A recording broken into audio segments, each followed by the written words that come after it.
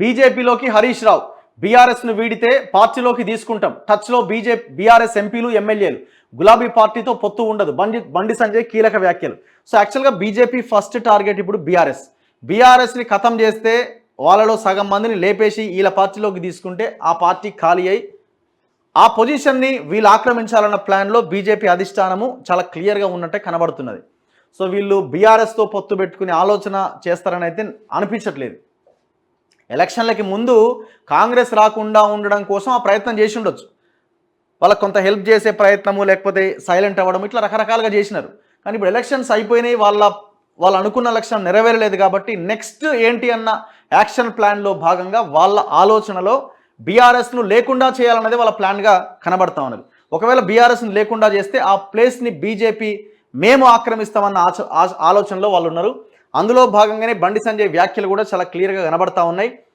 తెలంగాణ రాజకీయాల్లో నేతల మాటలు చిత్ర విచిత్రంగా మలుపులు తీసుకుంటున్నాయి. తాజాగా బీజేపీ జాతీయ ప్రధాన కార్యదర్శి బండి సంజయ్ కీలక వ్యాఖ్యలు చేశారు. కేసీఆర్ అవినీతిని వ్యతిరేకించి బీఆర్ఎస్లో నుంచి బయటకు వస్తే హరీష్ రావును బీజేపీలోకి తీసుకుంటామని బాంబు పేల్చారు.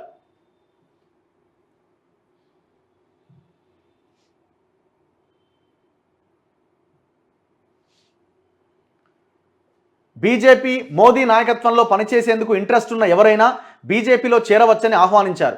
మీడియా ప్రతినిధులతో చిట్చాట్ నిర్వహించిన బండి సంజయ్ కేసీఆర్ అహంకారంతో బీఆర్ఎస్ పని ఖతమైందని అభిప్రాయం వ్యక్తం చేశారు. బీఆర్ఎస్ పార్టీకి చెందిన 8 మంది ఎమ్మెల్యేలు, 5 సిట్టింగ్ ఎంపీలు బీజేపీతో టచ్లో ఉన్నారని సంచలన వ్యాఖ్యలు చేశారు. పార్లమెంట్ ఎన్నికల్లో బీఆర్ఎస్తో ఎట్టి పరిస్థితుల్లో పొత్తు ఉండబోదని తేల్చి చెప్పారు. బీఆర్ఎస్ పొత్తు పెట్టుకుంటాయని జరుగుతున్న ప్రచారం అంతా కేసీఆర్ ఆడుతున్న నాటకమని కొట్టిపారేశారు. సాక్షాత్తు ప్రధానమంత్రి మోదీనే బీఆర్ఎస్ నేతల అవినీతిపై విమర్శలు చేశారు. అటువంటి వారితో మళ్లీ పొత్తు ఎలా ఉంటుందని క్లారిటీ ఇచ్చారు. బీఆర్ఎస్ కాంగ్రెస్ మధ్య అవగాహన ఒప్పందం ఉందని, అందుకే ఇన్ని స్కామ్లు బయటపడుతున్నా కాంగ్రెస్ చర్యలు తీసుకోవట్లేదని ఆరోపించారు. ప్రతిపక్షంలో కాంగ్రెస్ ఉన్నప్పుడు సిబిఐ ఎంక్వైరీకి డిమాండ్ చేసిందని, అధికారంలోకి వచ్చాక ఇప్పుడెందుకు వెనక్కి తగ్గుతోందని ప్రశ్నించారు. ఒకవేళ బీజేపీ ప్రభుత్వం రాష్ట్రంలో ఏర్పడి ఉంటే ఇప్పటికే కేటీఆర్ జైల్లో ఉండేవారని బండి కీలక వ్యాఖ్యలు చేశారు. తెలంగాణలో 17కు 17 ఎంపీ సీట్లు బీజేపీనే గెలుస్తుందని ధీమా వ్యక్తం చేశారు. దేశవ్యాప్తంగా ఎన్డీఏ 400 సీట్లు గెలుస్తుందని బండి జోస్యం చెప్పారు. తెలంగాణలో బీఆర్ఎస్ ఒక్క ఎంపీ సీటు కూడా గెలిచే అవకాశమే లేదన్నారు. అసలు బీఆర్ఎస్ పార్టీకి ఎంపీ అభ్యర్థులు లేరని, ఉన్న వాళ్ళు కూడా పక్కచూపులు చూస్తున్నారని కీలక వ్యాఖ్యలు చేశారు. సో హరీష్ రావుని అవసరమైతే మేము తీసుకుంటామని అంటున్నారు. హరీష్ రావు ఏమన్నా కేటీఆర్కి కేసీఆర్కి భిన్నంగా ఏమైనా శుద్ధపూసనా?